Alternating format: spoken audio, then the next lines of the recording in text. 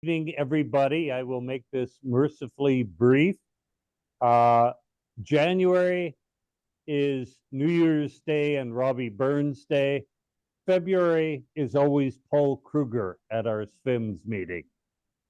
And there are all sorts of things in life that one cannot count on, but one can always count on Paul Kroeger in February. Paul is BC's acknowledged mushroom expert. He is with the Vancouver Mycological Society.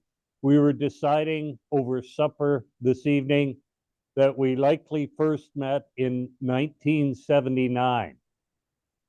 That would be 45 years ago now, which is a long time to have such a good friend.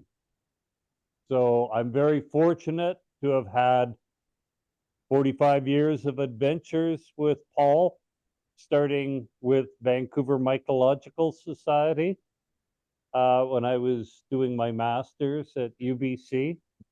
And of course, Paul is still the grand old man of the Vancouver Mycological Society.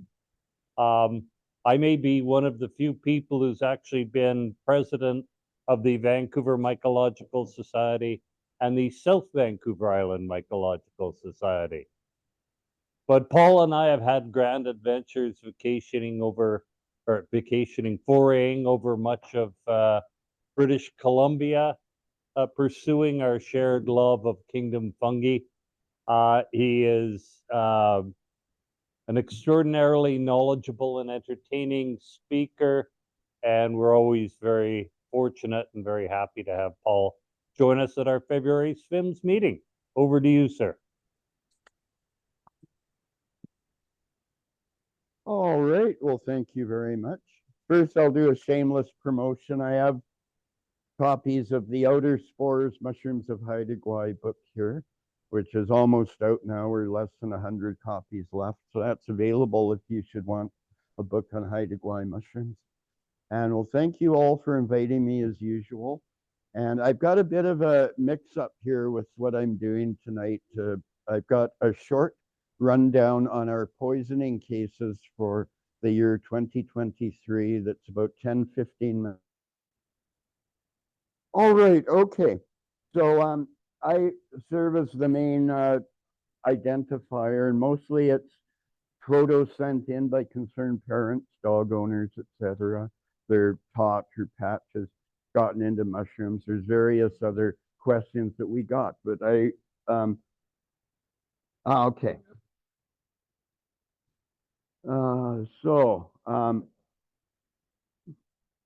Okay, we had approximately 100 calls. Mostly these are consisting of email correspondence, telephone calls from a concerned individual, and then photos sent of the mushrooms that are suspect. This is all of BC, yeah. And we had approximately 100 requests. Most of them turned out to be not too significant. 20 cases are of interest involving 26 people and 1 dog, and I'll go through those 20 cases here. Of these cases, they're either symptomatic or they're known poisonous mushrooms that had been ingested or suspected to be ingested. 4 children were observed ingesting known poisonous mushrooms. In each case, fortunately, no illness resulted because of prompt response, because they were seen eating the mushrooms. 3 cases involving 7 individuals resulted in very severe and prolonged gastrointestinal illness. And I'll go into this in a bit more detail. Interesting because both of the mushrooms involved Rubroboletus pulcherimus and Trichiloma pardinum are well-known, infamous poisonous mushrooms, but we haven't really had cases involving them in BC before, yet we had multiple cases this year. And then there were 8 cases involving 10 individuals that were due to edible mushrooms being eaten. And that is of very much interest here. The first, and this is in chronological order, so we're going through the significant cases. by the date that they occurred. The year started off great with a 2-year-old child being seen nibbling on a mushroom in the backyard in Vancouver. It turned out to be Amanita phalloides. The photographs that I have sent here were very hard to determine, but certainly my alarm bells were going off. And then when the material was delivered to me, it turned out to be Amanita phalloides. The young child, only 2 years old, had nibbled the material in the yard. Parents were aware of the death cap mushroom, the warnings about it. They're interested in mushrooms and natural history, so they acted very promptly. The child took activated charcoal, which is good for, often young toddlers don't accept activated charcoal, but in this case, she apparently took it, and they monitored her in hospital. They'd already gotten rid of what she'd had in her mouth, and they figured that they got rid of most of what she'd ingested, and they monitored her. No illness developed from that case. Second case, July 15, Fort St. John. A 3-year-old toddler, Aiden Inosabe, nibbled the portion of the cap missing on the right specimen and remained asymptomatic. Again, the parents had observed this. They took her to the child to a clinic, and the child was administered activated charcoal. Again, the child accepted the charcoal and was okay. There were no symptoms that developed in that case. This is very interesting. July 21 in Invermere in the Columbia Valley. There were 2 adults who ate Tricholoma pardinum and had severe symptoms: nausea, projectile vomiting, and watery diarrhea. This lasted for well over 6 hours. They were both treated in hospital to replace fluids, given anti-nausea drugs, and after several hours, they were released with no further problem. Yes, that was taken in the clinic where the, no, that's, quite often the mushrooms are delivered to the healthcare center, and then the staff will photograph them and send the photos to me for identification, as happened in this case. Tricholoma pardinum is a well-known infamous GI poison mushroom, but we haven't previously had cases that I can recall caused by this mushroom. This is embarrassing. September 17th, SVIMS Fungi Festival. On one of the walks, a group going on a walk, one of the mycologists found one of these boletes, originally identified as hematinus, but turned out it was pulcherimus. The mycologist had sliced off little slivers of it and handed it to participants to taste. And he nibbled it and spat it out. And then the one individual, a male, an adult male, had nibbled on his little piece of mushroom, and then heard later the mycologist, who shall remain nameless, who looks like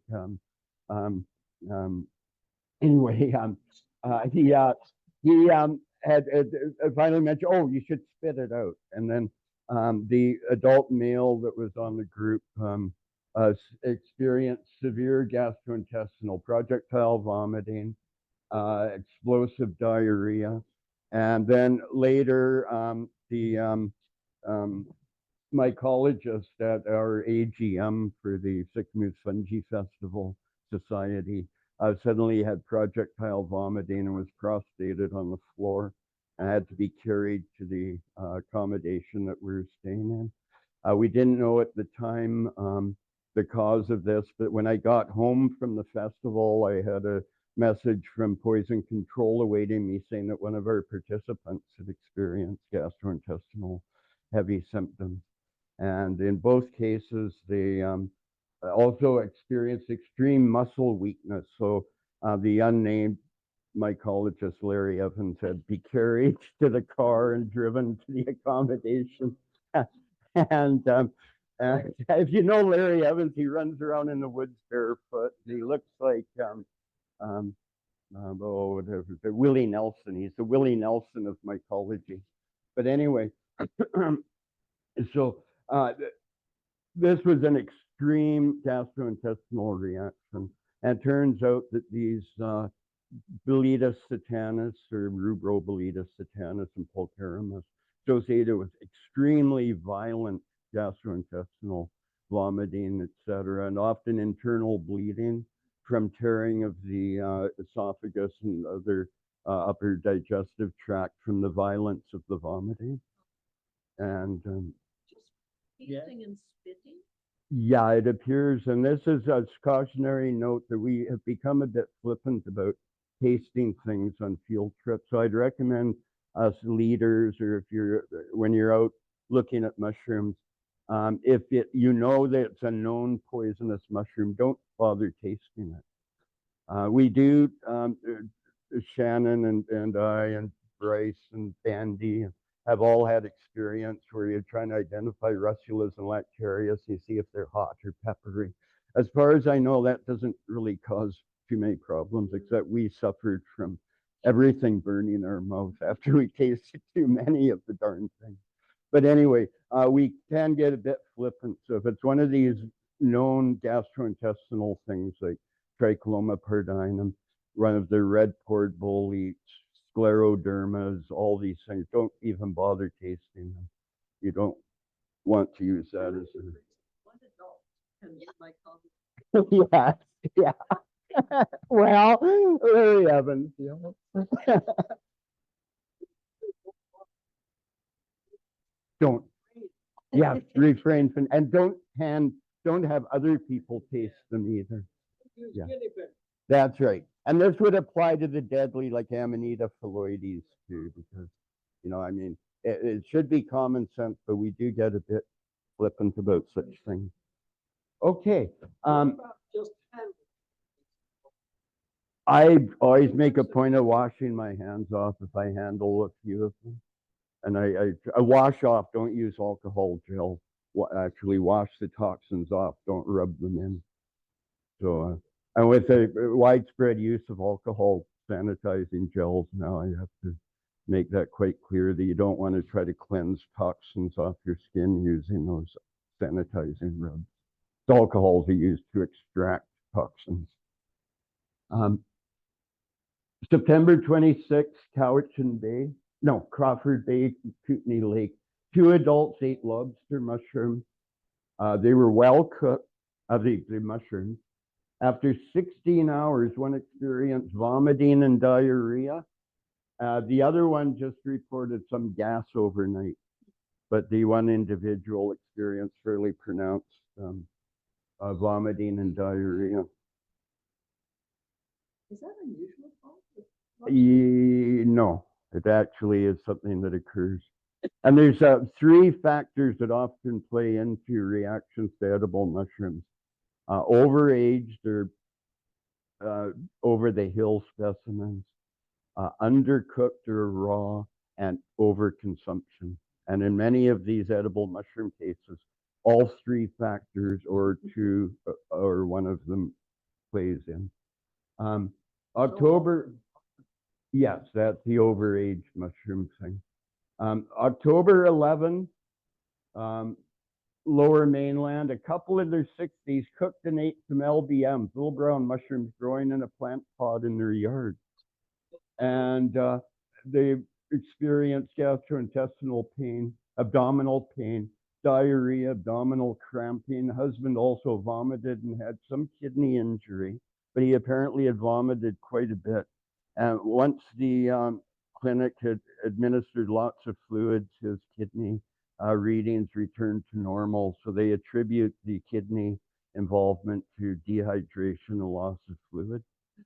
But the mushrooms, I didn't get the samples. The samples are supposed to have been preserved. I never received them, but they look a lot like a gallerina, where you'd expect liver to have been damaged. But the liver kidney injury seemed to have been transient, so treating the dehydration seemed to clear it up.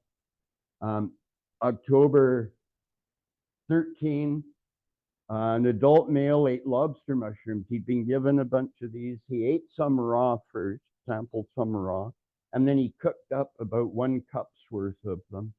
And after he'd eaten them, he vomited multiple times and had abdominal pain. The specimen on the right looks like Mick Jagger lips. As the boomer reference. October, yeah, yeah.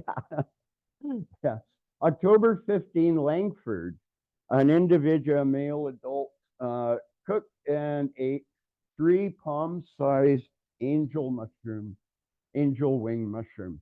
And I think the photo that he sent might have been from the internet. I don't think this is what he actually ate.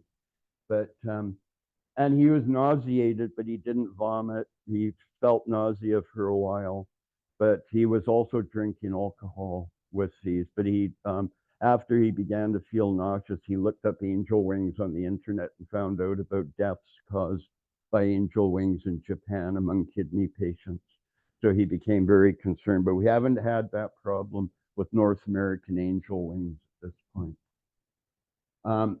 October 17, Lower Mainland, a 12-year-old ate Amanita muscaria. He was hospitalized and then monitored for drowsiness, dizziness, central nervous system depression, and confusion. The motivation for him eating them is unknown. October 18, in the Kootenays, an adult ate Amanita muscaria. Apparently, he thought they were pine mushrooms. The clinician at the local healthcare facility said that he seemed to think that he knew quite a bit about mushrooms. He was going on and on about how much he knew about mushrooms. He presented weak, dizzy, and confused. I think pine mushroom, he probably found mushrooms growing under pine, hence they were pine mushrooms. There's something known as the Dunning-Kruger effect. I'd like you to keep in mind. If you know a little bit about a subject, you don't know how much you don't know. So a lot of enthusiasm. We get quite often patients that say that they know a lot about mushrooms, and yet they are actually somewhat novices. October 23rd, Cypress Mountain, West Vancouver, an adult female ate Oreobolides mirabilis, the admirable bolete, experienced nausea, loose stools, tingling of the mouth, and a sensation of tightness in the chest. October 24th, Lower Mainland, an adult couple experienced nausea, vomiting, and diarrhea after eating honey mushrooms, some Armillaria species. Here, there is evidence in the photograph of excessive consumption of overaged mushrooms. And we don't know how well they cook. November 9, 3 individuals got sick 20 minutes after eating Tricholoma pardinum. That's that second case involving this species. Severe nausea, vomiting, and diarrhea lasted more than 6 hours. The other case lasted more than 6 hours too. Also sweating, feeling cold, weakness, hospitalized for treatment with anti-nausea drugs and for rehydration. I have a suspicion of why suddenly these tricholomas are showing up in the poison records. This is a rather puzzling case. November 17, or is it 12? Anyway, a medium-sized dog had a drunken sailor appearance after eating bright yellow mushrooms. Was taken to an emergency animal emergency, animal ER.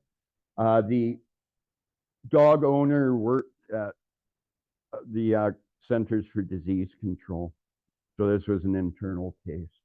He also made comment, I am also very happy to report that the patient has been recovering with the tremors, very rapid eye movements, and staggering predominantly on the wane. The liver seems to be returning to fairly normal or regular function and excretion level. So evidently there were tremors, rapid eye movement, staggering, and the liver was involved. I recovered the mushroom bits were sent to me. It turned out that they were very small. It was a close-up photo, which I realized when I got the specimens, I realized that paper is tissue with the little tiny dimples in it. So this is a close-up, and it turned out that they were This was a pile of yellow mushroom bits found in the owner's yard. It turns out they were base trimmings from Gomphidius oregonensis. And it appears that somebody had harvested a bunch of Gomphidius oregonensis, trimmed them in the yard, and then the dog was known to be eating things all the time. And so I used examination under dissecting microscope and compound microscope and was able to detect little buttons of the Gomphidius attached to some of the stem bases, and spores matched Gomphidius oregonensis. The symptoms of the dog cannot be attributed to ingestion of these mushrooms, as far as we know, unless dogs have special sensitivity to that particular mushroom. November 15, note this is November here, pine mushrooms. An adult male cooked and ate 2 pine mushroom caps, soon experienced vomiting and diarrhea that mostly resolved fairly soon, but mild symptoms continued into the next day. November 19, pine mushrooms. Adult male picked a pine mushroom and ate half the cap. 2.5 hours later, he started vomiting, continued to vomit for several hours. He feared he might have Amanita smithiana.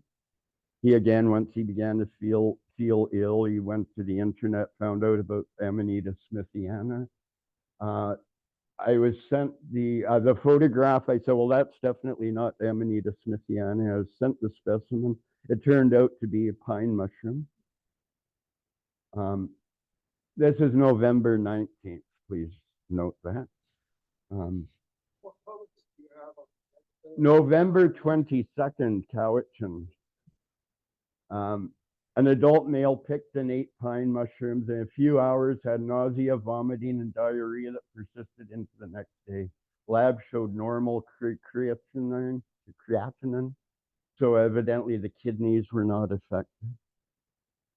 We had a cold spell at the end of October. Things froze. We had like a Arctic front or short move in. Things froze, and then we had wave after wave of what they call now atmospheric rivers, really warm temperatures and drenching rain. All 3 of these pine mushroom cases followed those warm rains. So what I think happened was these mushrooms grew in the warm period before the freeze, and they got frozen in the ground, and then warm, wet weather caused them alternating. We had like warm rains come through, then it would clear up a bit, frost at night, another front would come through. So these things probably alternately froze, thawed, got soaked with water.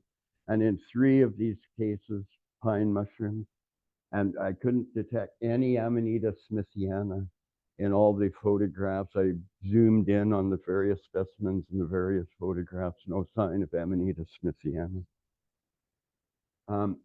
November 24th, an adult male cooked a stew with what he called fried chicken mushroom, which is usually Lyophilum decastes. He experienced hallucinations and ataxia, which is inability to get legs to work properly, sort of rubbery knees sort of thing, unstable gait, etc. The spores in some of these fragments, the ones that are dark, like these ones, appeared to be Psilocybe cyanescens. There was another mushroom in there that what we would have called, probably Rhodocalibia maculata or something in the what we used to call calibia. So I can only imagine that he found clump mushrooms growing, and some of them happen to be Psilocybe cyanescens. But I'm always a bit suspicious with when people say what they thought they ate, that they might have intended magic mushrooms but just didn't want to admit it. So it's somewhat difficult at times to sort out the motivation in this case. December 3rd, a toddler ate a small piece of what looks like Inocybe whitei, what we used to call pudica, or maybe Inocybe geophila, remained asymptomatic, was seen eating them, taken to health care, and watched over, administered. I think this toddler also accepted activated charcoal, but remained asymptomatic. And December 20th, Esquimalt. The child ate 3 mushrooms that appeared to be Inocebi geophila, or maybe what we used to call Lilacina, or the now cremacolor or something like that. This child also remained asymptomatic. This is something which we worry a lot about Inocebi. To my recollection, we've never had a symptomatic case from a child grazing on Inocebi. I think there was maybe one case where there's a little bit of sweating and tearing of the eyes, but nothing really dramatic. But we've actually had dog fatalities, puppies eating Inocebi. And we've had a very serious illness with dogs, especially small puppies, from eating Inocebi, but it appears that they're not really a threat to young children. I think because young children don't eat much, they just eat a little bit of a cat. But I think dogs are attracted by the weird smells and will eat quite a few of these. And dogs may be far more sensitive to muscarine, because one of the main effects in a human of muscarine is excessive sweating, and dogs don't sweat. But they do drool a lot. So I don't know if maybe the sweating of humans helps to counteract the toxic reaction to some degree, or I'm not sure. But anyway, it's an interesting observation. Now, the year before, we had an interesting case. I thought I'd throw this in because it's interesting. In the Revelstoke area, a family of 9 people, an extended family ranging in age from 6 to 60 years old, were given pine mushrooms from the cusp. They cooked some of these mushrooms in a rice cooker, and 5 experienced illness, vomiting 4 to 6 hours later. The hospital sent this whole fresh pine mushroom to me. It was definitely a pine mushroom. It had the wonderful, strong smell of pine mushroom. They also sent the cooked rice that had a piece of the mushroom in it. And they also sent a previously isolated piece of the mushroom in a separate packet. And I separated, I went through this. I noted that the rice and the slices of mushrooms contained therein had no odor of pine mushroom at all. And the specimen that somebody had already removed from the dish had a hole in it that's visible. There are many of these, what appeared to be insect larvae boring. So it appeared to be an old specimen of whatever it was. And these are after I dried out the specimens. I examined them in the fresh state. And so I examined them with the slices with a microscope. I was able to detect, I believe I observed amyloid spores about the right shape and of Amanita smithiana. The gill flesh structure appeared to be typical Amanita, what's called bilateral, where it has parallel cells in the middle, so strandy cells, and then expanded cells that diverge out from that to form the fertile layer. And the spore size was under the size of both that's in the literature for both Amanita smithiana, which is the usual suspect, and a close relative, Amanita silvicola.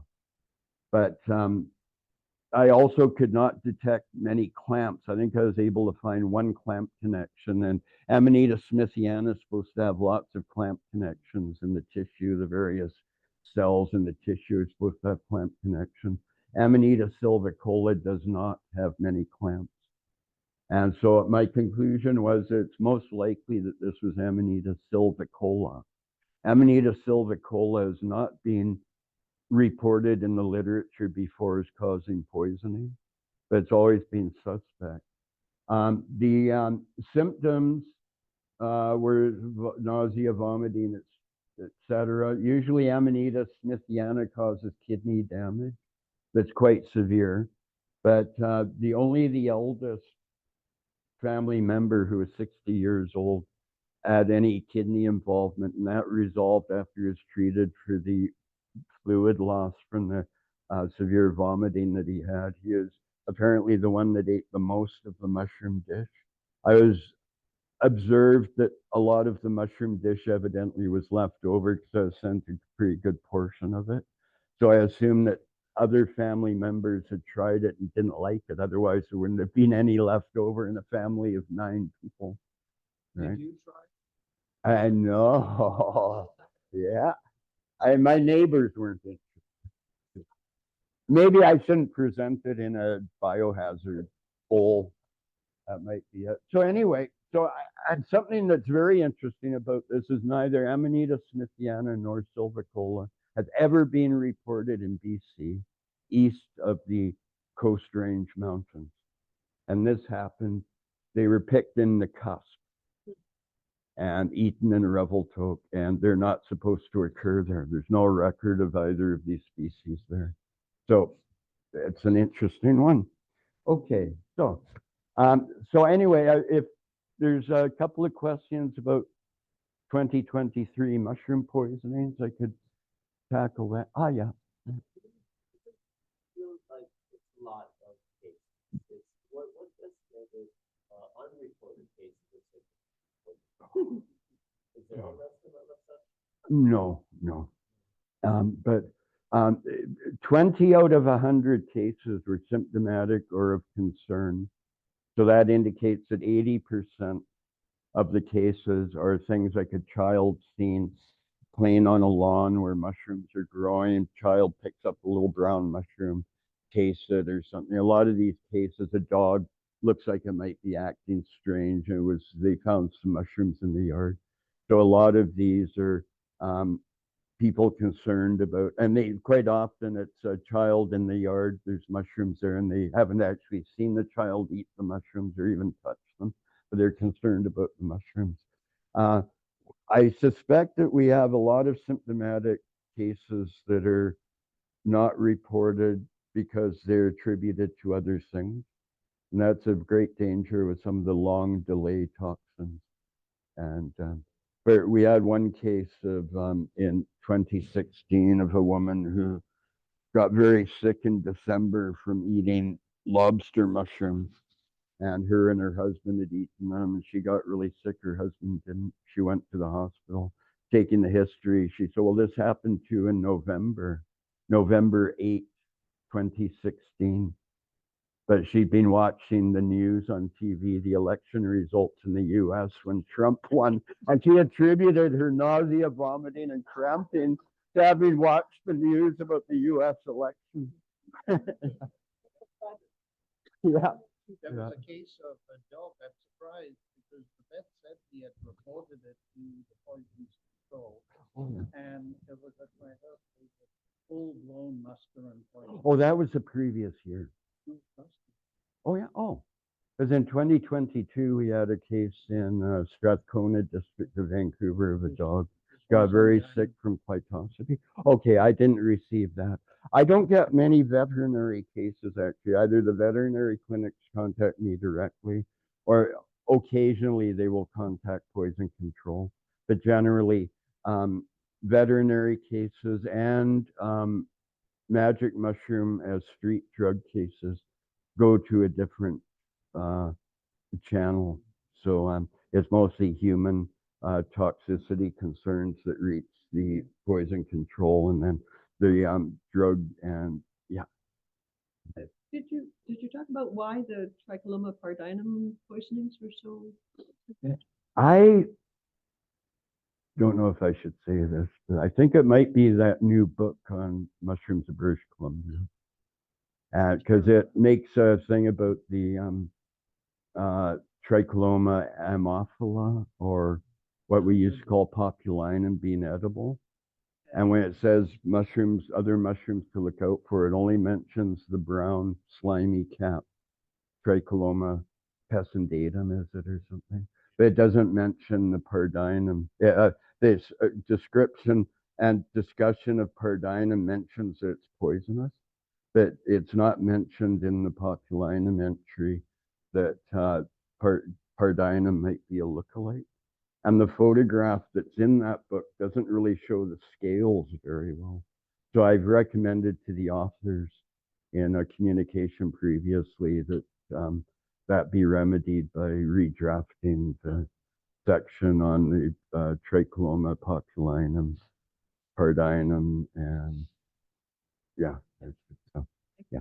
Anyway, because we never had cases of Yeah. that before, and then suddenly they popped up this year. But something that's odd is usually every year we have cases involving the poisonous agaricus species. Not a single case this year. Yeah. Okay, so now Couple eat the little brown mushrooms in the pots of their back patio. that's like the me. sort of thing where the motive is sometimes very, to me, puzzling. And I almost suspect that they thought they were magic mushrooms. So, but we get this, I'm shocked with what people put in their mouth, oh yeah, including myself. Yeah. But it's amazing Yeah. what I'm on the I get medicinal that fungi- feeling when I go through the breakfast cereal Yeah, section of a store and I see some of the breakfast cereal. But yeah, I know it's amazing what people will eat. And I just, I'm, and yeah, adventuresomeness with the mushrooms is not that good. And, I think that, yeah, yeah, the lobsters actually, years ago at the SVIMS Fungi Festival, we discovered that all of us were getting quite ill, and it was from undercooked lobster mushrooms. Yeah, yeah. And then some people evidently are sensitive to them because there's a case of the woman that got quite sick from lobster mushrooms twice, once during the US election. And then a month later, and her husband was unaffected both times, but she got sick both times. So certain people just might not be able to tolerate that particular mushroom. And that's why I sort of often recommend to people, if you get a bad reaction to a known edible mushroom, if you want to try it again, be very cautious and try tiny sample, because once you develop a sensitivity, it can often be there for good. And you can develop it after several exposures. That's what an allergy is. It's after several exposures to something that you react. So, anyway, now, so my main talk here, I also, there's lots of comments that I will make during this main talk too, that refer back to the idea of mushroom poisonings. And especially because one of the things about urban mushrooms is that urban mushrooms grow where there's lots of people. So lots of people get exposed to urban mushrooms. So they're often implicated in human toxicity concerns. There's Fungus Among Us, the urban weed mushrooms, and immigrant fungi. Lots of mushrooms grow in urban environments, and we're able in an urban setting to create all sorts of interesting habitats for mushrooms. And mushrooms can grow in urban areas because of some of the habitats we create, like compost piles and compost bins. So here was my compost bin with lots of Agaricus bitorchis growing around it. We also plant lots of exotic trees and shrubs, many of which have mycorrhizal mushroom associates that we may be introducing with the trees and shrubs, which will be of concern a bit later in this. And we can encourage a lot of mushroom diversity in an urban setting by taking advantage of the functions of fungi as decomposers, mycorrhizal associates, etc. And or we can absolutely wreak havoc on mushroom populations in a city by creating paved, sterile environments, which are not good for us in many other ways too. The compost bin that I had, I threw all sorts of things in it over the years. And I had this massive explosion of Agaricus bitorchis that were cramming the inside of the compost bin and trying to push out the side, which made me quite delighted. For years, I've been taking mushrooms home and strewing them around the property, taking them from shows, forays, stuff I gather and bring home to try to identify and then get fed up with and toss them out, or spoiled mushrooms. So I built up quite a bit of diversity by doing that. And when I emptied out and opened up my compost bin, I found wonderful mycelial activity, and the fungi had definitely decomposed a lot of the material that I'd been throwing into that bin, which seemed to endlessly eat everything I threw in. And Dericus bitorcus is a delightful, edible, big, firm, chunky mushroom, chunky monkey type of mushroom. And it's known as a good edible. And so it was sort of a treat to have those. I should caution, though, that more often the Agaricus species we find growing in urban areas are poisonous. And so this is the Agaricus deerdorfensis, which grew in my backyard under my cedar tree, and which is poisonous. One of the lose you lunch bunch. And there's also in the urban settings, this is in Sycamoose, in the back of the hotel where we stay. And there's somebody had set a tent up in the middle of a fairy ring of Agaricus buckmacadooei. It was quite wonderful, another poisonous mushroom. So urban and slime molds eventually were bursting out of my compost bin. And this is a little bit I put in to have a chance to mention that the guide to BC slime molds is in the works. And pretty soon we'll have a wonderful provincial museum handbook on slime molds of British Columbia. And so this is a slime mold bulging out of my compost bin. And there you can see how it was growing on the inside of the bin and tried to escape, make a dash through the openings, the vent openings of the bin. And then eventually they coalesce and turn into this sort of calcareous, crumbly mass that then spreads dark spores and thick clouds to start growing all over again. So by we can create really good habitat in an urban setting. In 1990, I got a cheap rental in the middle of Vancouver, the dead center of Vancouver, next to Mountain View Cemetery. And it was in a low income sort of area, working class, blue collar area, full of these little mid-century little bungalow houses. And it was my great pleasure to be there for 32 years, starting in 1990. I had started right from first occupying the house. I was bringing mushrooms back from my field trips and throwing them under the bushes and around the yard. I kept that up for over 30 years.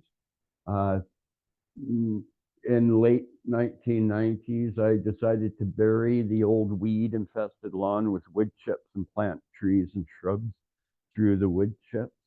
And it eventually began to grow mostly native trees and shrubs.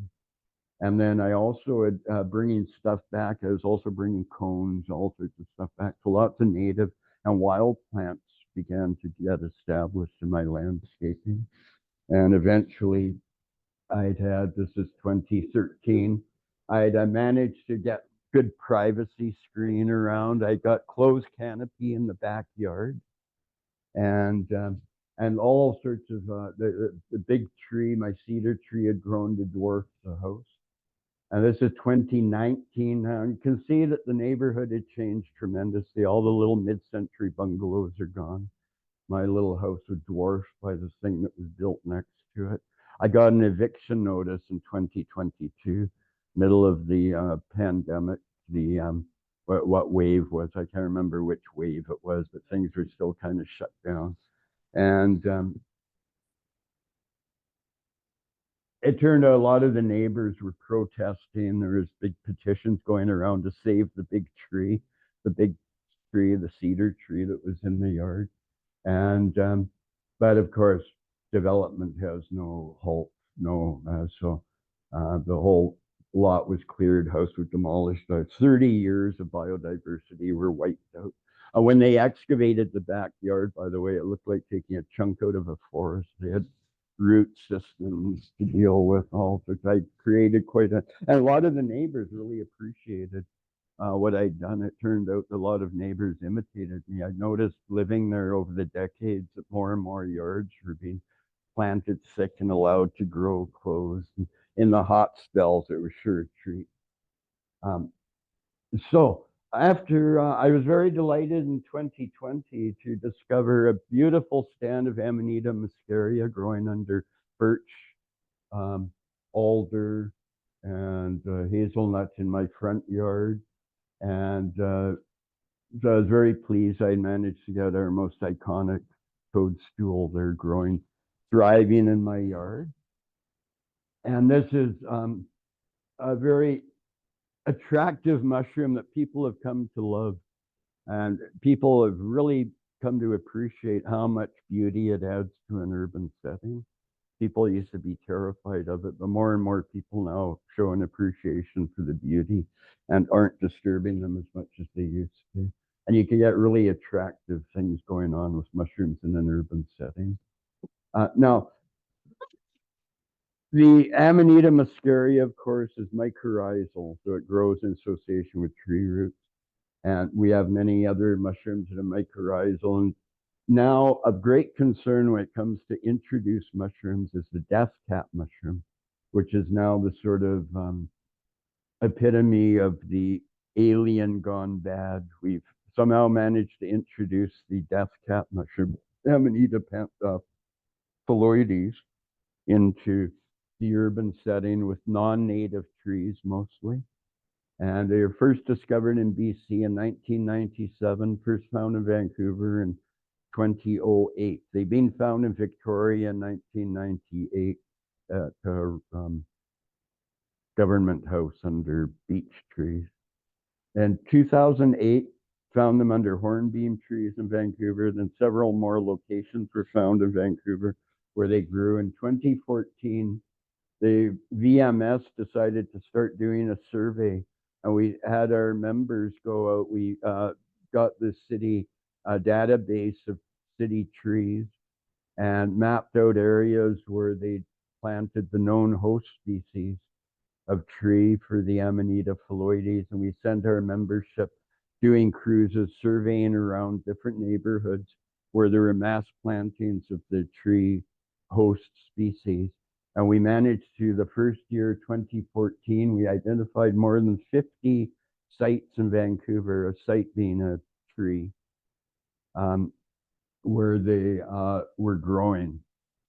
And we've continued this, trying to map out and record all of the locations where they are growing. We're now up to over 100 sites in Vancouver where these have been documented. This is going on. Victoria has also done a lot of the same thing. Many of the SVIMS members have been very good at reporting where they find them growing. And we've now mapped out for the province of BC all the death cap locations that we know of. And we included, these are based on herbarium records. We have a Bellingham record there. We have Courtney, BC. Just off the map, we have the record from DNA of tree roots of Amanita phalloides in Kelowna, but it hasn't fruited there yet. But we expect that the death cap may be showing up in various municipalities around the province. This is why it's very important to notice, to keep track of what's growing in urban settings. It has health implications for humans and as well as for the city environment. And it has helped us to figure out what tree species this death cap might be growing with.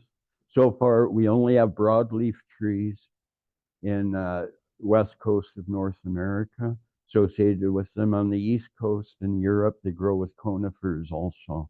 We have one native tree, the Quercus garryana, or the Gary oak, where Shannon and I were able to document that it has jumped from imported trees to native trees in the form of Gary oak. And so now we're worried that because some of the other species they can grow with include birches, that they could jump to birch, which grows in natural settings. It can grow with poplar and aspen in other parts of the world, not so far documented in BC.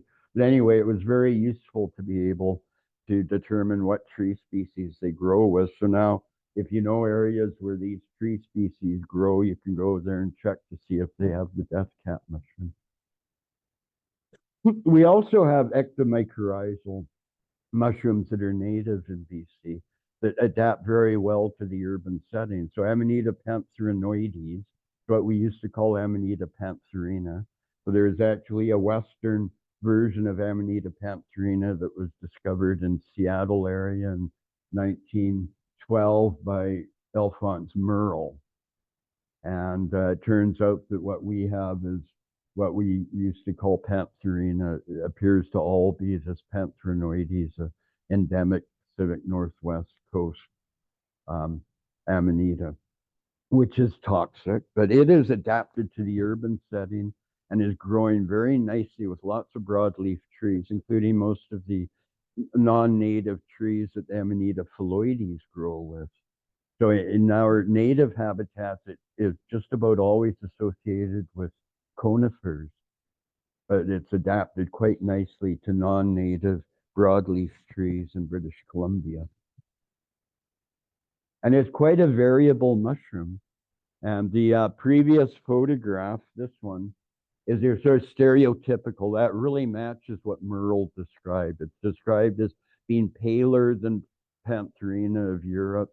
It's more of a honey brown, as he described it, thinner veils, not as pyramidal warts, et cetera, superior annulus. But turns out it can be quite variable. And something I've noticed lately is that when we have a frost, a heavy freeze, the Amanita pantherinoides and Amanita gemata too that grow after the frost look very, very different. Their warts get very dark, they get really big and chunky, and they don't look at all like your regular warm temperature specimens. Now this one could easily be This one could very easily be mistaken for an edible European mushroom, Amanita rubescens, which is also an introduced mycorrhizal mushroom that we now have growing in BC in urban settings. It's edible and quite popular in Europe. You have to know your mushrooms quite well to be able to safely identify it. We appear to have two origins of the Amanita rubescens in BC. There's a Southern European Mediterranean type, this is a Northern European type that the genetic sequencing has told us that this matches what's found in Northern Europe. And then this one, this type is Mediterranean and Northern African type. And so it appears that we had two separate introductions of this ectomycorrhizal species. The rubescens we found mostly growing in areas where we were finding Amanita phalloides. So in the process of looking for the phalloides, we've been finding these newly recorded European or alien introductions that are mycorrhizal. And then we can have things that are rather uncommon associated with like old growth or mature native forests that can enter the city and thrive there too. So I found this Amanita augusta, what we used to call Amanita francheti, growing in the cemetery near where I live, under big old spruce trees. So every now and then we can have one of these really, and it's generally an old growth, mature forest associate, but adapted to the city. And we were quite delighted in the process of surveying for Amanita phalloides to find a lot of good edibles like Boletus edulis. And we were surprised once we started looking how many of these things grow in the city unmolested by the city folk. And so I began to find more and more of these. I said, oh, I've got a good side gig here. And then I've, somewhat to my chagrin, discovered that some of my neighbors evidently have observed me. Now I've discovered, I talked to some of my mushroom enthusiast neighbors, hey, do you know that they grow over on 37th? I said, oh, I know that. So you're the one that's taking them. So now I've got about half a dozen neighbors that have been poaching onto the same patch. So these are Boletus edulis under linden trees or tilia, and under tilia, under beech trees. These are Boletus rex veris, a spring version of edulis, growing on UBC campus under oaks. And they put up a construction sign here, right on top of a mushroom patch. So there's a little clump of Boletus growing under the sign there. And so I figure the sign is beware mushroom sign. And here's what the sign was placed upon. And here I discovered, much to my chagrin, that my great discovery here had been watched by a chemist who, the chemistry building is right across from where these grew. And the poor guy had been watching them, just waiting for the right stage where he'd harvest them. And when I told him that I'd found them, he was somewhat disappointed. I've been watching those. I've been just waiting. Well, now a classic spring mushrooms are of interest to me because quite often in the spring we get a lot of things growing in the city that you don't see usually elsewhere, or there can be things you see elsewhere, but they make a big appearance in the city because of the way we create big habitats. One of the classic things is Agrosabe praecox, the spring agrosabe. It grows everywhere in the spring. It's just the classic spring big mushroom that's found in urban areas and human habited areas. But it usually is often a very frequent cause of call-ins to poison control. My kid is playing in the yard, and these mushrooms with a sort of greenish cap and a ring on the stem, we think they might be death caps. So in the spring period, when I'm getting all these calls from poison control, I generally will expect about half of them to be Agrosabe praecox. In 2013, I was puzzled by this little mushroom that I found growing in a city park in Queen Elizabeth Park in Vancouver, an Agrosabe without a ring. And it had sort of a floco stem, a sort of a granular looking coating on the stem, but no ring. And then it turns out this is Agrosabe putaminum, and it has now become one of the most common mushrooms in the spring. It's growing often in the same habitat as the Agrosabe praecox, which is like mulch planted areas, wood chip mulched areas, paths along with woody substrates, often in lawns where there's quite a bit of woody ingredient in the substrate. And they've become about as common as the praecox now. And they form big fruitings, especially in botanical gardens, landscape, institutional landscaping type areas. And these have really made a big insurgence just in the past 5 years or so. I first noticed them about 2013, and now they're very common. And I'm sure you'll find the Cheskas have reported them from Victoria too. I think there were 2 collections at UBC from the Cheskas. This is my New Year's Eve Day collection of Lepista nuda. This is something that is quite often found in the winter in urban settings, and it's very sporadic. It'll grow. I have neighbors' yards where it's grown 1 year and then it disappears. And quite often you get big fruiting of quite a few of them, and then it's gone, doesn't reappear. But it's actually, King Charles III is fond of these. I saw a documentary on the food of the royal family. It showed the chef preparing a platter full of Lepista nudas for the royal family, and chanterelles and some other things were there. No, I don't think so. I think we assumed that it was here to begin with. But it's one of these things that'd be very hard to tease out. I think there's old John McCown collections from the 1910 to 1912 sort of thing from Sydney of what he identified as Clitosabe nuda. So I think I've assumed that it's native. Sometimes you can be puzzled. Alboleptonia sericella is this delicate white thing that I found growing. I was rather baffled to what this was until I realized it's got pink gills. And then when I looked at the spores under the microscope, it's got typical angular spores of the Enthylomas. So it's one that I wouldn't have expected, but it showed up. And Shannon has provided this photograph of something that grew in one of her pots at home.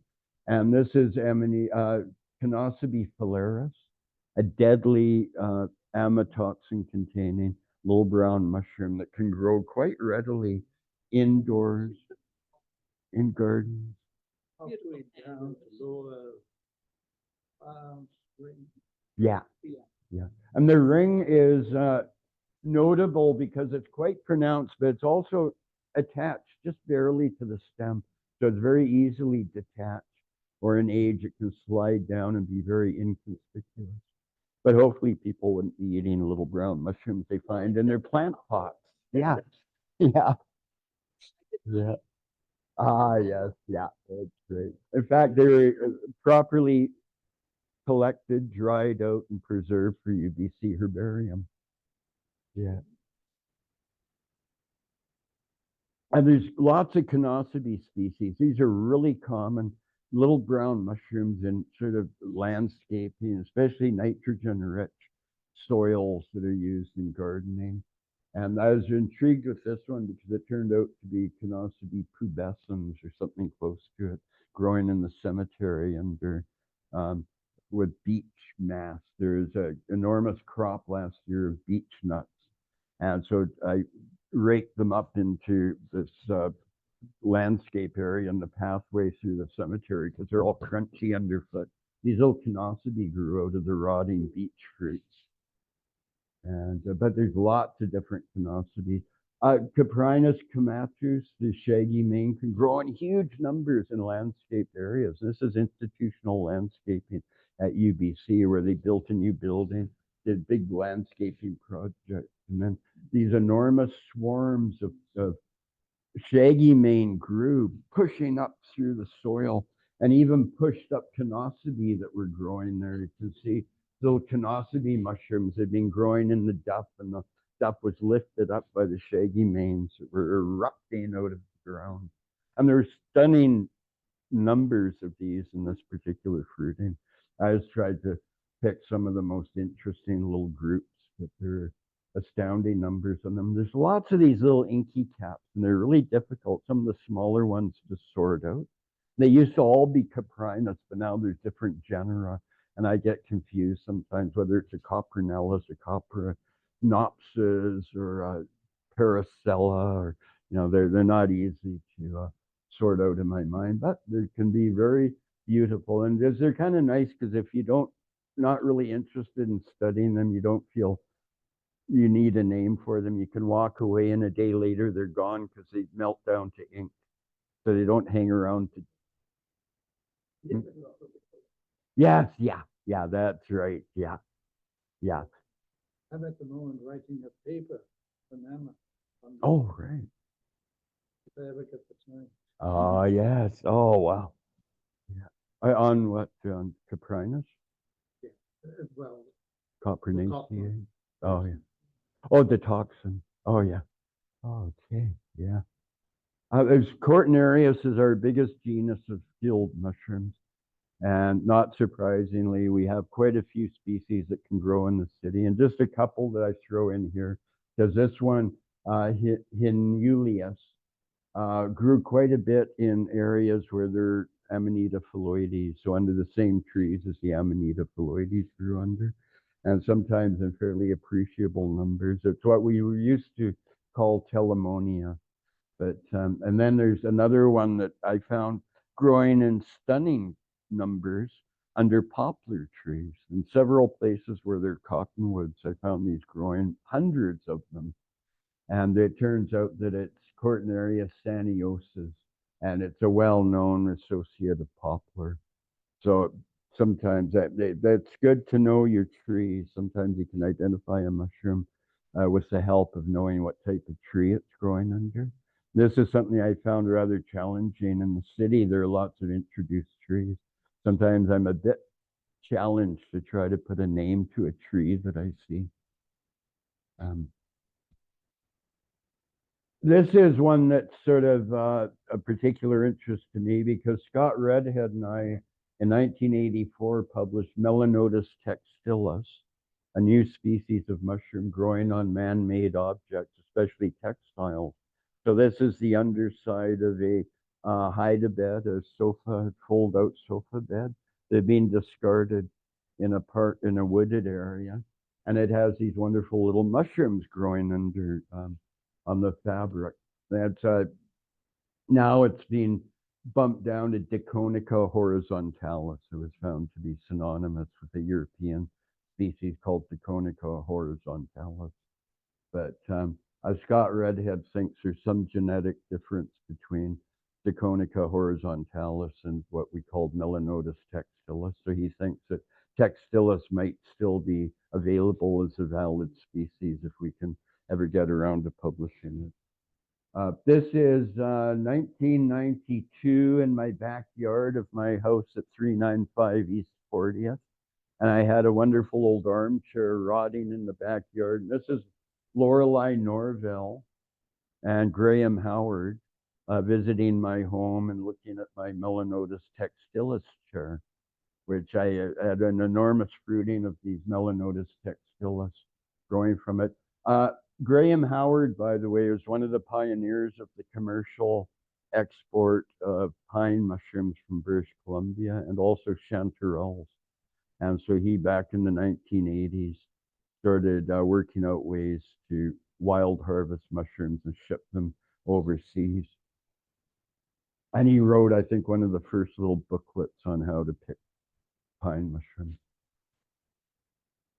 And Melanotus textilis can grow on rattan or whatever this is, whatever you call it, wicker. Oh.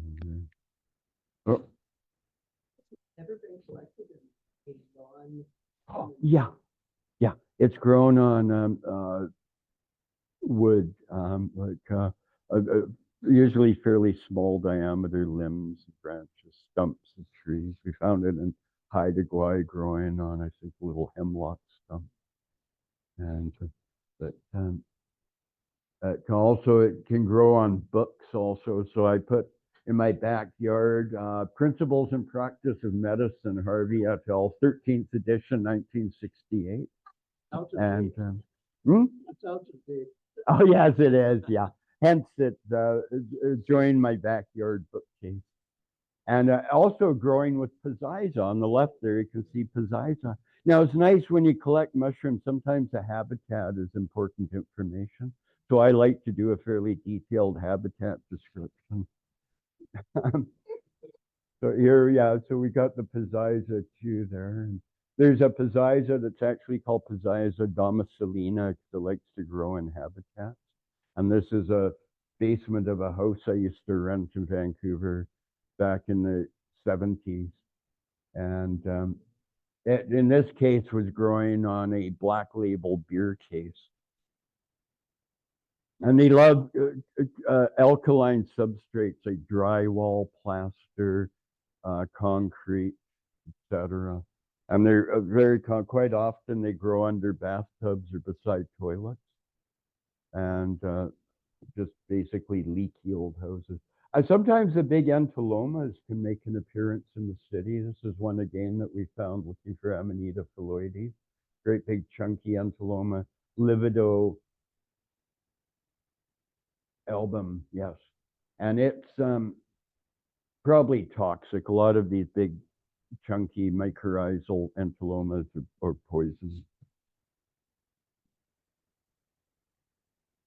Flammulina velutipes or enoki is one that is surprisingly common in the city in the winter, in the cold months, but often on weird species of trees and shrubs. Like this is on wisteria. I found it on laburnum also. I found it on lavitera, on European zorbus trees, on, I'm trying to think, there's a whole list of these weird plants that I found it growing on. It never seems to like ordinary trees. It's always something weird.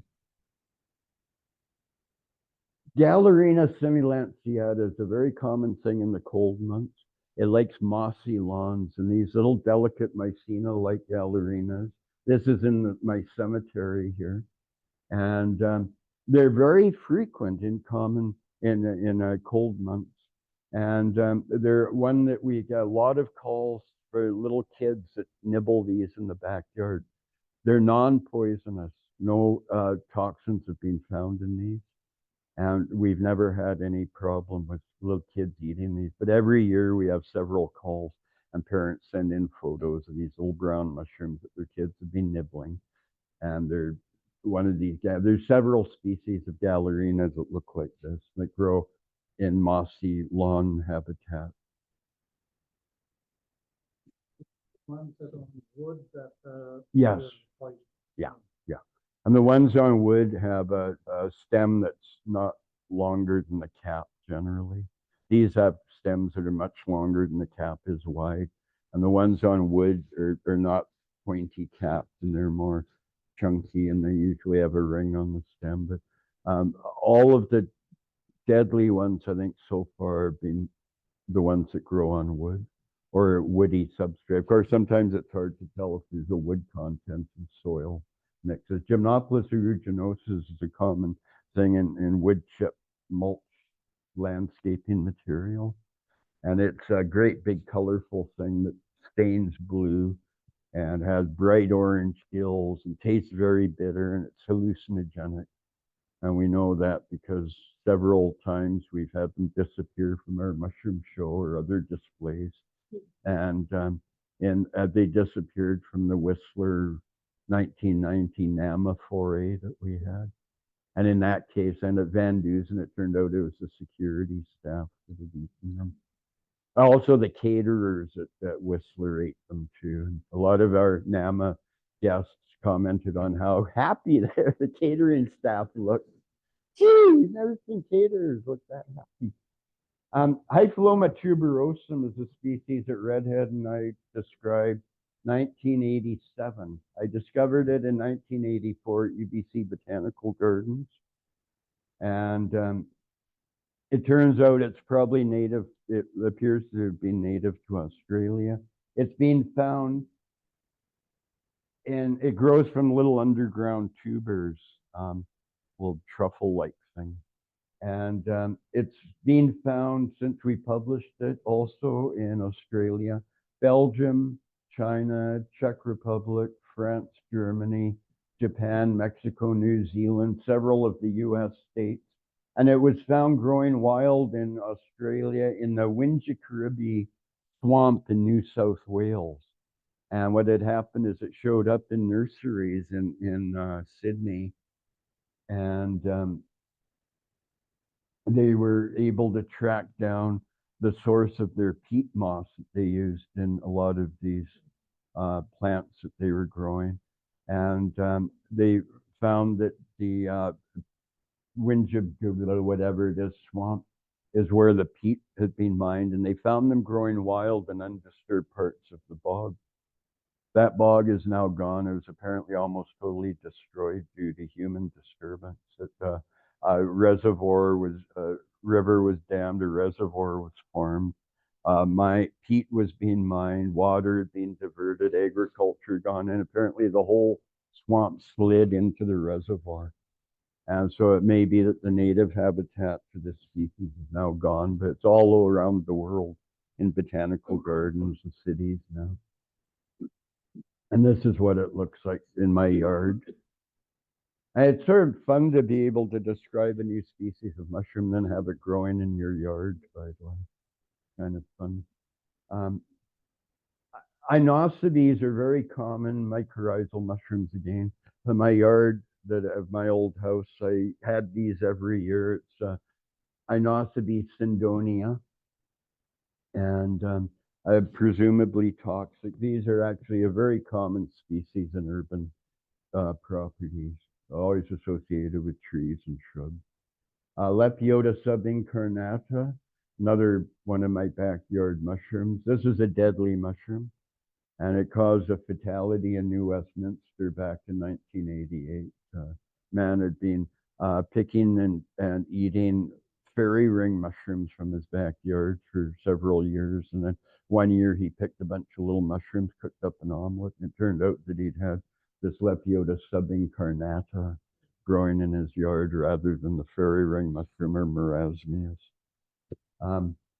And it's a fairly distinctive thing once you get to know it. It's got very little ring development on the stems. Oh, I keep forgetting I got this. But the cap surface has this sort of frosty pink coating on it when it's young and fresh. And that's quite a distinct characteristic in Lepiota. And these are surprisingly common in urban settings, and they're of great concern because they're in areas where people will be exposed to them. Macrocystidia cucumis, the provincial mushroom book, coined the, I don't know if you invented the name or if it was out there, the sushi mushroom, because these often smell like fresh fish and cucumber. So there's, yeah, gross? Yeah. Yeah. Personally, sushi doesn't appeal to me. If I get paid for a restaurant meal, I want the damn thing to be cooked at least. Otherwise, what do you? It's like going to a restaurant where you have to cook your own food. Anyway, yeah. So anyways, Macrocystidia cucumis is really a charming characteristic thing. And one characteristic of it is it has a sort of frosty appearance. That's because the macrocystidia refers to great big cells that stick out from all surfaces of it. So if you get the like harsh side light like this, you see that it's got a frosty appearance. And then the light edge to the cap is also characteristic, along with the odor. And morels can thrive in an urban setting. You might not always want to eat them from an urban setting, but they can grow there. And they're usually the one that's really prevalent in urban settings is Morchella importuna, which is otherwise known as the urban landscape morel.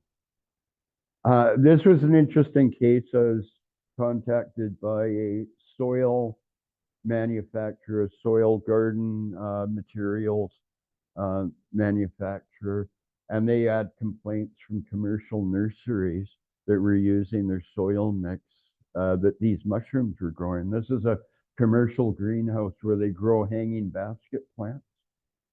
And they had all sorts of these mushrooms growing through their greenhouses. And some of their customers, the retailers that were selling these plants to the public were getting complaints that their mushrooms were growing and was it a problem?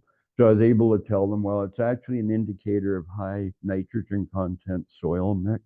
It means it's good for the plants. They're not known to cause problems for the plants. They are, unfortunately, mildly hallucinogenic, though. But I said, well, maybe, you know, that could be a good selling point for them. And then I did say that, well, also a problem that people will often complain about is you'll get fungal mites, gnats, little flies associated with mushrooms produced from your indoor plants. So people might want to just remove the mushrooms when they see them. And that might help to solve that problem. And this is UBC BD Biodiversity Museum. When they built the museum, they landscaped it. These Paniola subalteatus grew in huge numbers in the new landscaping. There's a lot of diversity actually when they did the landscaping of the Biodiversity Center. Lots of interesting fungi grew. There's other hallucinogenic mushrooms. The Psilocybe azurescens is one that originates from the estuary of the Columbia River in Astoria, Oregon, or is it Washington? And then it was brought to the attention of magic mushroom enthusiasts, and people began to cultivate it and distribute cultures around. And so it's now showing up all around the world in temperate zones where people are mucking about growing magic mushrooms. It grows outdoors quite nicely in our climate. And these accidentally grew in my backyard at 395 East 40th for some reason. And yes, yeah. I don't know. I just threw some stuff somebody had given me out in the backyard. Yeah. Actually, I made this strain of, had quite a story that bounced from Astoria to Olympia, Washington, to Post Falls, Idaho, to key council meetings somewhere in Washington State, then to my home. And then I was able to get tissue culture from these rotten old specimens that traveled all over the place. And somehow accidentally it got into my backyard. Another magic mushroom, Psilocybe cyanofibrillosa, is not too common, but has begun to pop up more frequently lately. And slugs like to eat these, but they don't seem to get very enlightened from it. And this is my new home is 3 blocks away from my old house. I'm in a basement suite, and this is just across the street. So it was something I really like about the mushrooms in the city is all the year round you can go out and poke around people's yards or in gardens and parks and such and find little mushrooms to keep you amused. You don't have to go on great ventures miles away to see them. Stropharia rugoso annulata is one that is easily grown also. This is a popular garden giant, it's called, or wine cap, and it can be easily cultivated, and it grows spontaneously in park or areas. A lot of the urban mushrooms, by the way, are dark spored, and I think that's because a lot of dark spored mushrooms are fond of high nitrogen substrates, and the dark spores might be high temperature. They might, I'm not exactly sure, but it seems like a lot of the purple, brown, black spored mushrooms grow in urban settings. Sometimes Stropharia ambigua grows in huge numbers in urban areas. This is Queen Elizabeth Park, and there's a forest of these Stropharia ambiguas and wood chip mulch. They're used in the institutional landscaping in the big, park areas in Queen Elizabeth Park. And I was rather amused to find these Hyphiloma dispersum growing in little colonies at the foot of the, under the trunks of this forest, Stropharia ambigua. So really neat little landscapes and it's great fun to go out with your camera and just wander around and try to get these nice little tableaus. By the way, I have Stropharia ruginosa is another one that's fairly frequent and very striking. It's a really eye-catching mushroom because it's so green. And something that's very common with a lot of the Stropharias and other aggressive landscape dwellers are these strong rhizomorphs, these root-like strands, because that really helps mushrooms get around in like mulch and landscaping soils, because when you agitate the soil, you dig and cultivate the soil, these chunky rhizomorphs are very easily displaced and continue on, so they can really help to spread the mushrooms around. And this is a bit of a story here about Lauratiomyces percivalii. In 1985, approximately 86 in Vancouver, there is a big move to create mini parks as part of traffic control, traffic suppression. They designated areas where they take a 1-block stretch of a street and exclude vehicle traffic, landscape it, put in benches. And a lot of the landscape, they did many of these parks all around Vancouver in the mid-80s. And they evidently contracted with a big nursery company to bring in hundreds and hundreds of a rhododendron shrub that they planted in these newly established mini parks all around Vancouver. And the shrub, it was a rhododendron Anna Rose Whitney from some commercial landscaping outfit. And these mushroom grew all through these mini parks, wherever the rhododendrons had been planted, usually out of the root balls of the shrub. And they, at the time, I identified them as Stropharia riparia, which is a native species that grows with alder, but it looks just like these things. And it's a name which is now defunct, but I think we need more names, because Stropharia riparia rhymes, and that's a big plus. But it turns out that this is another European import, and it's now all over in the temperate zones of both North and South Hemisphere, in landscaped areas, botanical gardens around the world in temperate zones now have lots of these Lauratiomyces percivalii growing in them, become a major circumglobal weed but I can date it to the mid-80s of its introduction into Vancouver. That's the first time that it was recorded in Vancouver. Oh, mushroom that's really fun. Andy and I always get a kick out of showing this to people. It's the Lactarius glaciosmus, which smells like coconut. And it's just a little pinkish thing that grows under birch trees, really easy to identify.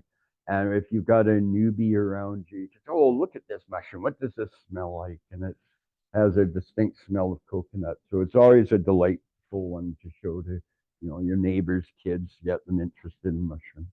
And it's always good to encourage people to smell mushrooms. Don't encourage them to taste the mushrooms, but encourage them to smell them. Russula cerulens is a mushroom that turns out to be very widespread in the urban areas of Vancouver anyway, usually under the same trees as the Amanita phalloides grow under, broadleaf trees, non-native broadleaf trees. This one also can grow with conifers though, but it's in the stinky russula bunch.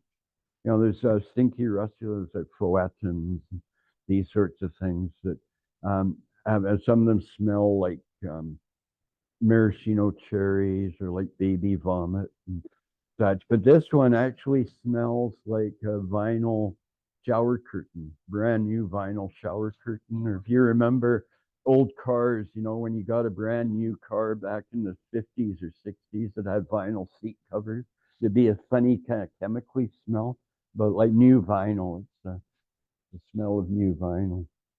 And so Russula cerulens is a really common urban mushroom. This is one that's been prevalent. I looked it up and it was first recorded in BC around the year 1999, 2000. It's Melanoleuca verrucapes, and it's a rather distinctive looking whitish mushroom.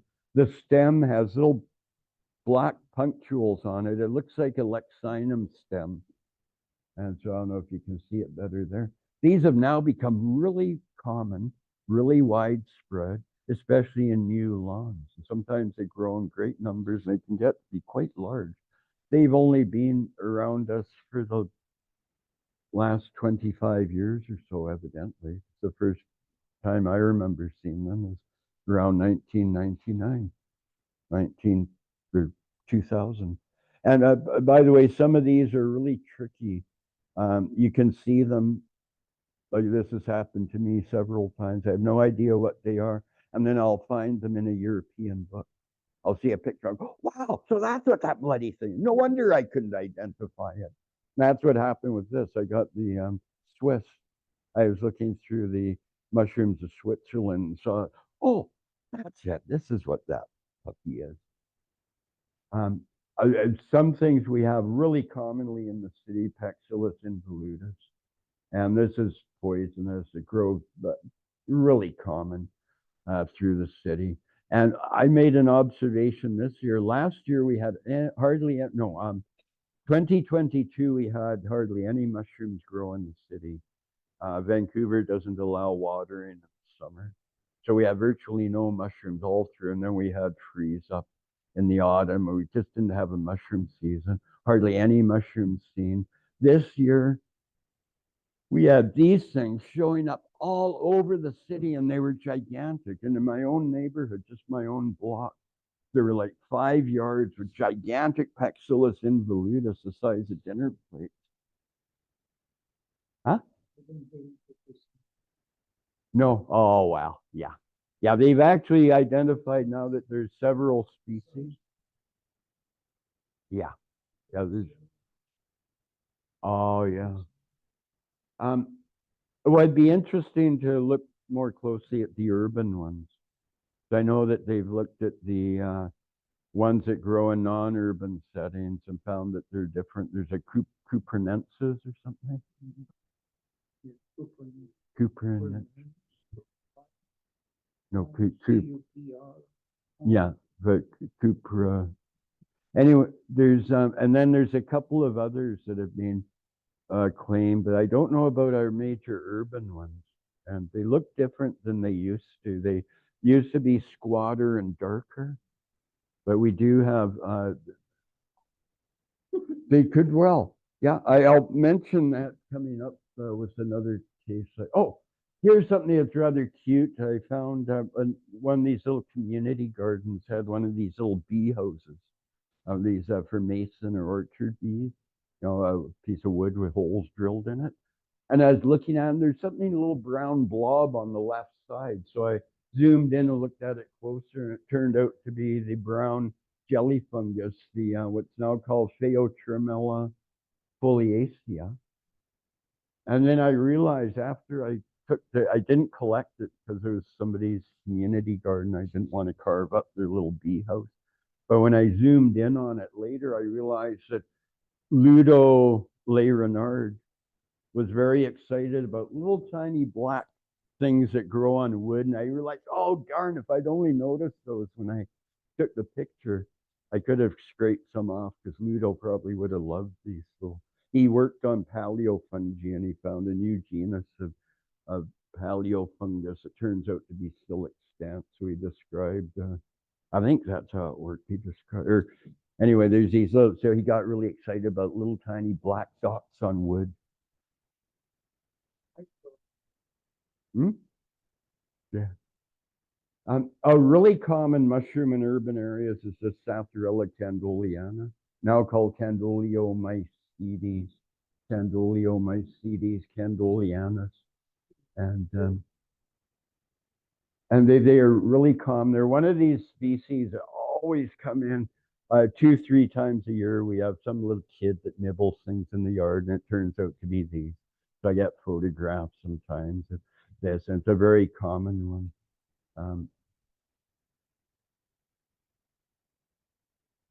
There's all sorts of different Sapphirellas, really hard to identify. The literature on Sapphirellas is scattered and difficult, but they're easy to identify the genus, basically. Black spored, really delicate, and doesn't turn to ink. It's probably a Sapphirella. Then to go to species, and none of them are known to be toxic. Something that's really frequent, common, is Suillus luteus. And this is widespread. It's European, and it was probably native here too. It grows with 2-needle pine. I think with 3-needle pine too. But it's very common, as in this case, with mugo pine, 2-needle pine that's native to Europe, I guess. And it's one of the more, it's an alpine, I guess, alpine species from Europe. Anyway, so there's Suillus luteus often grows in this city. And I was very pleased with bringing all sorts of stuff to my home over 30 years. I brought cones of trees and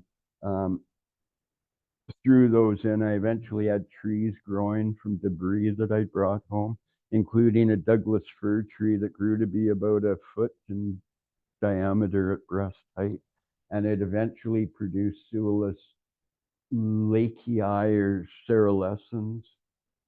And also it was producing Gomphidius. Gomphidius grows as a parasite, perhaps, on the mycelium of Suillus.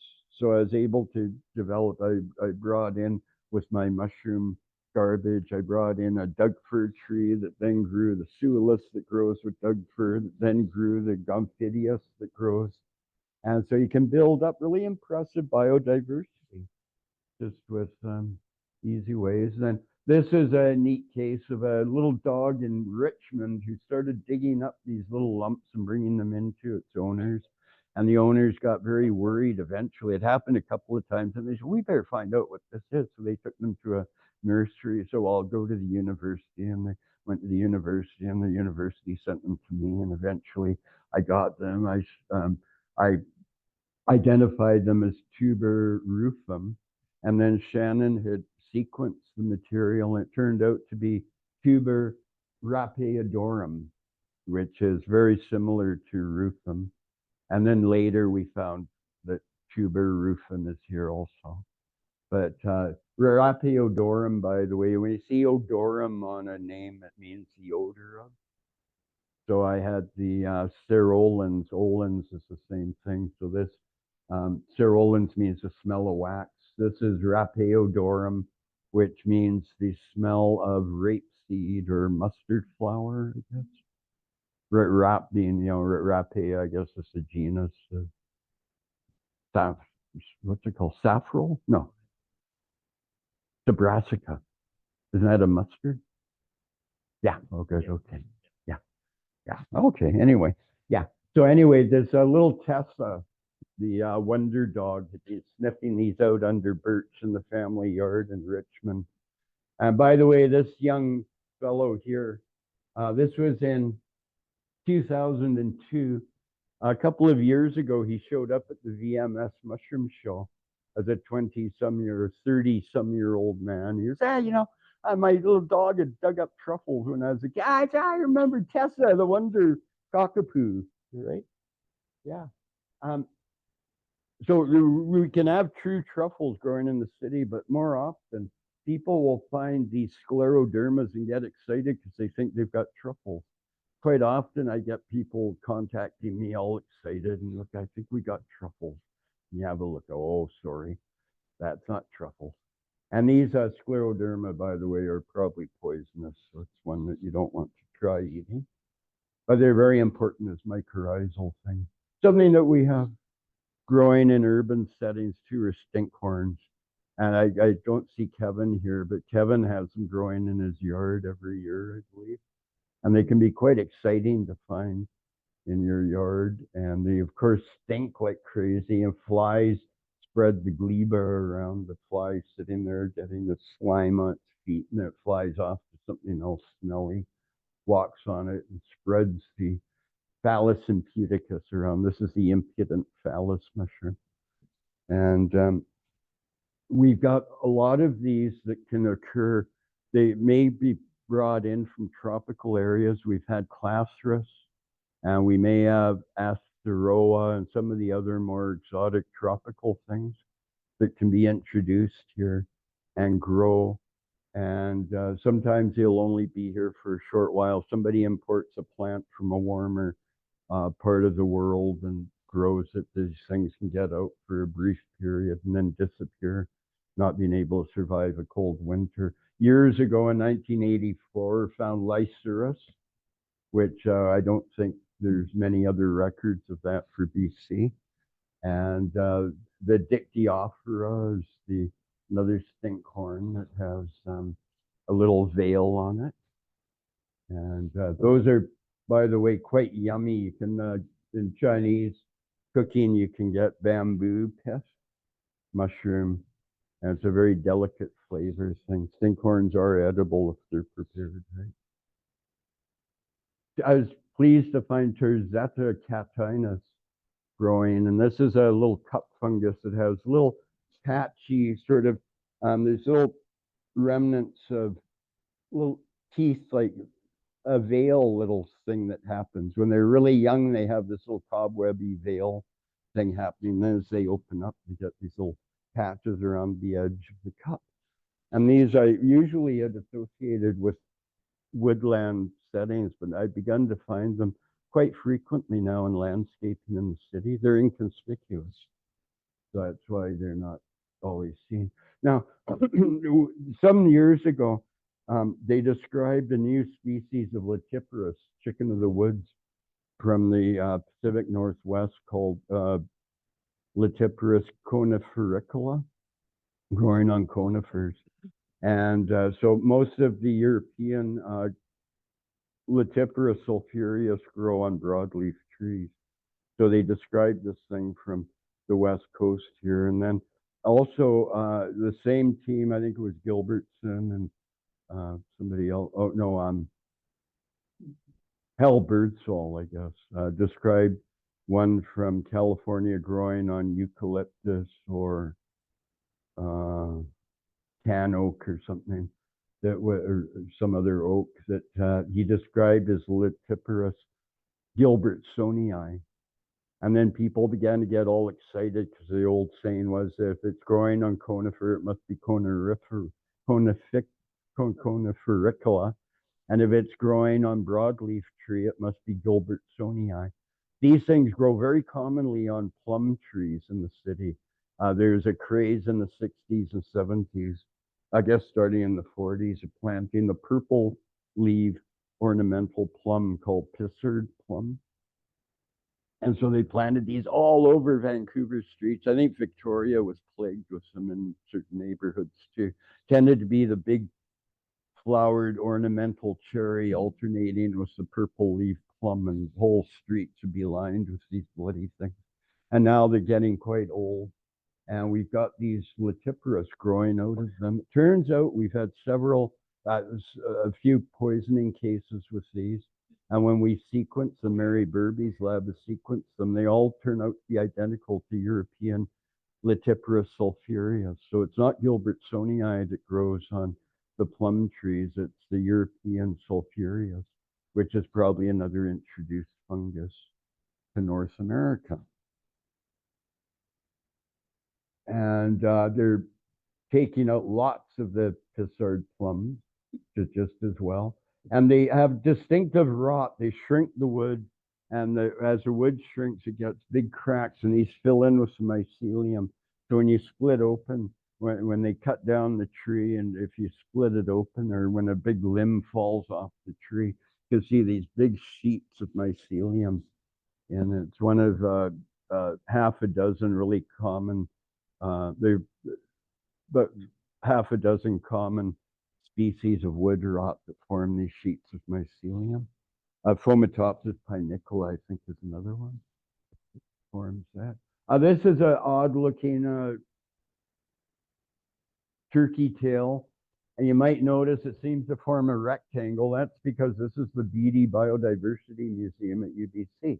Somebody had taken a great big alder log and cut it up and inoculated it with turkey tail fungus and stuck it back together again, put it in the landscaping of the Biodiversity Museum. It had this beautiful fruiting of the turkey tail, Trametes versicolor, and Serena unicolor also growing in with it. This is something I was rather amused by, a 1982 article from the Fiji Times. And in a shed in a yard in Fiji, the inhabitants had found a Ganoderma growing under piles, out of piles of rotting copies of the Fiji Times newspaper in their shed. So of course they phoned the reporter from the Fiji Times, and it turned, the word got out, and there, Fiji is largely Hindu religion, so a lot of Hindu believers were coming with flower offerings and fruit offerings for the snake god, because this Lord Shiva is associated with the cobra, with the snake. So because this fungus looked like a snake, pilgrims were coming and putting floral offerings around the garden shed fungus. Gunnera, you might know the giant rhubarb, Gunnera. They have it at Blanchard Gardens, and it's a big one of these what do they call them? Feature plants are used in botanical gardens where they have leaves that are this wide. And so at Queen Elizabeth Park in Vancouver, they have spectacular specimens of these. And at the end of the season, they cut the leaves off and pile them around to mulch around to protect the plants from the winter cold. And over the winter, these rot. And so I was quite interested in March to notice that there was sclerotia growing out of these rotting leaves. So I collected a bunch of these sclerotia, took them home, put them in a glass incubation chamber thingy, a very deep petri dish, and kept them for a few months, 8 months, and they produced little club-like, very thin clubs out of the sclerotia, and then the little white things are new sclerotia forming. So these turned out to be Typhula phacoryza, which is something that's used to control snow mold in golf courses and in lawns. Snow mold is another Typhula species that causes, it's a parasite of turf grass. And so they have this Typhula phacoryza that attacks the other Typhula. And so they use a preparation of Typhula phacoryza in golf courses. And this garden at Queen Elizabeth Park is really close to the little golf course, the municipal golf course in Queen Elizabeth Park. We find this Typhula phacoryza in Whistler at the Tantalus Lodge, growing in a lawn there right next to the golf course. So it might be something that shows up near golf courses. Lauratiomyces ceres used to be called Stropharia aurantiaca. This picture was taken in 1988 at the Center for Urban Horticulture in Seattle. In 1975, I found this species growing in a new development in Vancouver, the Arbutus Gardens development, which was landscaped in 1975. I was struck by this beautiful mushroom. I had no idea what it was, but I remembered it. I hadn't collected it. And then years later, I found there's a little English mushroom book put out by an English nature publishing company with Prince Charles sort of did the foreword to the book, ranting and raving about how much he loves mushrooms, how fascinating they are. And it had a picture of this beautiful orange cap mushroom with gray gills that struck me as being so beautiful.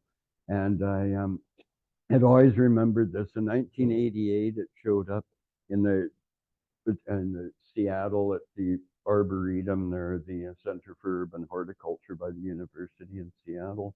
And then the next year, in 1989, it showed up in Van Dusen Botanical Gardens, Queen Elizabeth, Stanley Park, and somewhere else in Vancouver.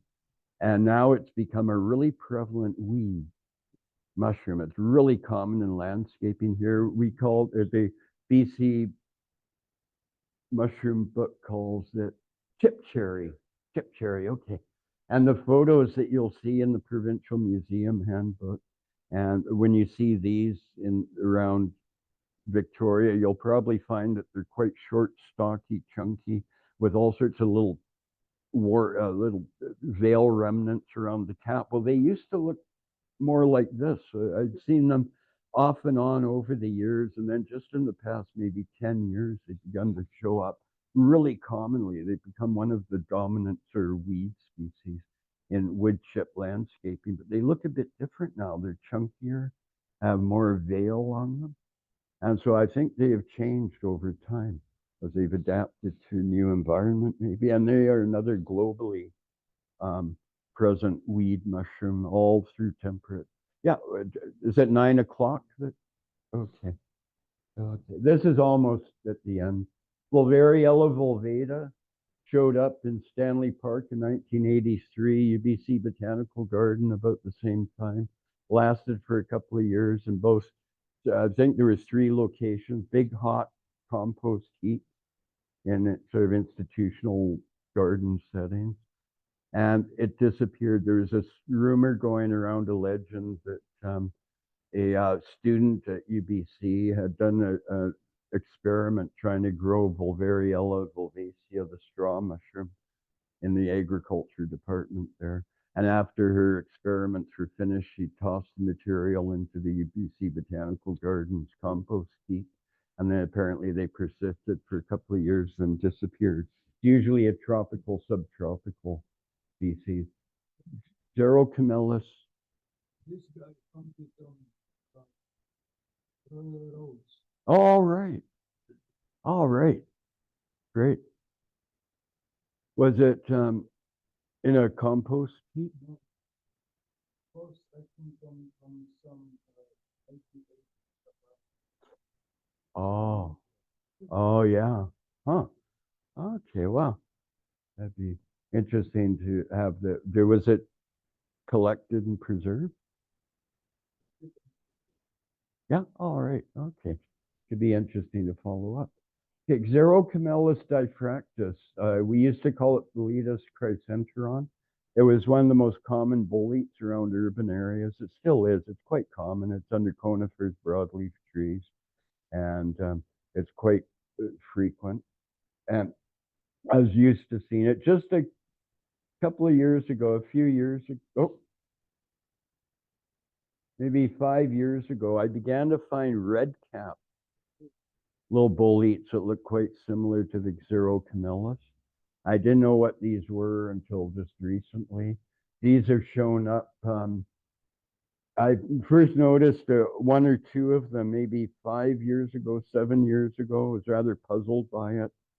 But I thought, well, maybe, I don't know, maybe weather conditions gave it this weird color. Otherwise, it kind of looks like Diffractus or Chrysanteron. And then they begun to show up very frequently now. It turns out it's Hortiboletus, probably bubolinus. It's another one of these prevalent weedy mushrooms that's begun to show up around the world. And this is apparently, there's several Hortiboletus. And these Hortiboletus get their name because they're associated with horticultural settings. And so it's something we can keep an eye out. We can look around, document what we see in an urban setting. We'll perhaps be able to detect some of these newcomers, newly introduced species. Last spring, or spring of May and June 2022, that was the heat wave year, the really droughty. We had the spring. I'm trying to remember. Anyway, we had spring of 2022 was unusually cold and wet with hardly any fungi through to May, and then that's right, it was really cold and wet, and it just like a flick of a switch suddenly became really hot and dry. So I just moved into my new place, got demo evicted. I had to fill my time, so I wandered around, just documented the mushrooms I found. I found these 27 species of mushrooms just in my neighborhood. Only 5 of them are mycorrhizal. That's less than, it's a fifth, less than a fifth of the mushroom mycorrhizal. Usually in a natural setting, about half the mushrooms that we find will be mycorrhizal. And so I'd like to say that the urban areas have great habitats for mushrooms. We introduce trees, we create mulch and variety of urban fungi. Mycorrhizal fungi really help the health of our trees, help to keep our urban forests healthy. The decay fungi can help to turn all that garden waste into soil. Composting, mulching could greatly help to build up their landscaping diversity. Edible and useful mushrooms grow or can be grown in the city.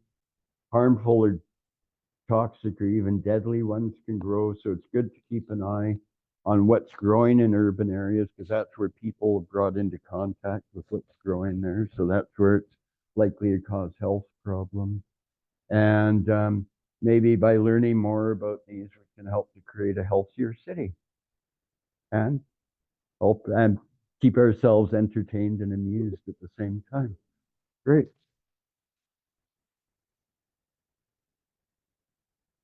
Great.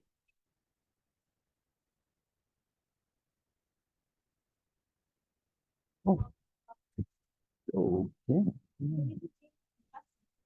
Yeah. Oh.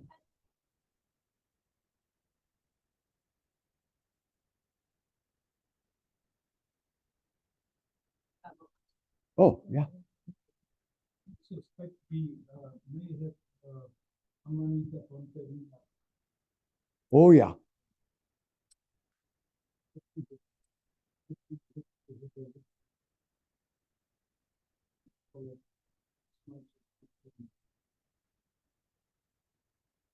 Yeah. I kept collecting ones that appeared to be really dark, and it didn't seem to match Merle's description of Pantherinoides. And Mary Burby and her students sequenced quite a few of them, and they always turned out to be the same. Even I had ones that I could have sworn were a dead ringer for them, as I understand them in Europe, really dark brown and with really pronounced sort of rolled sort of down vulva. Hmm? rain-covered vines. Oh, yeah, that's right, yeah. All right, yeah. So, anyway, there's, so far, I kept finding these ones that I thought could be the true Pantherina and gave them to Mary Burby's lab for sampling. And they always turned out to be a match for what we're calling Pantherinoides. But I think it's quite likely that we could have the European Pantherina because we've got these other examples of the rubescens and other mycorrhizal things that have definitely, yeah. All right. Okay. We have a question online. What was growing behind an Amanita spirit in your yard? Behind? Yeah, behind it. Do you recall? Do you mean the trees or the mushrooms?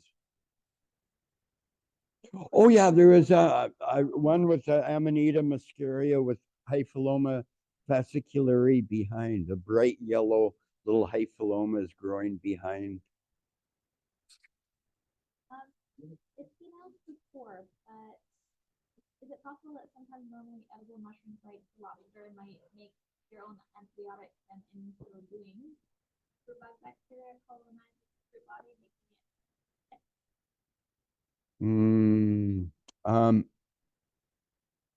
I don't think that's an issue. What we do have an issue with a lot of these so-called edible mushroom poisonings is a lot of mushrooms contain antibiotic compounds that can knock out your gut flora.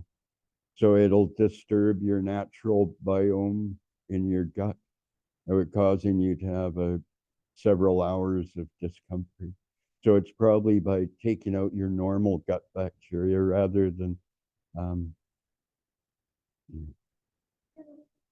yeah, it's been out Okay. before. So Oh yeah. we're taking Okay. both. All right. Yeah. Yeah, no, I think Okay. that's it for online Great. questions. Anyone else with the last All right. question? No, we're good. Thank you so much again, Paul. All right.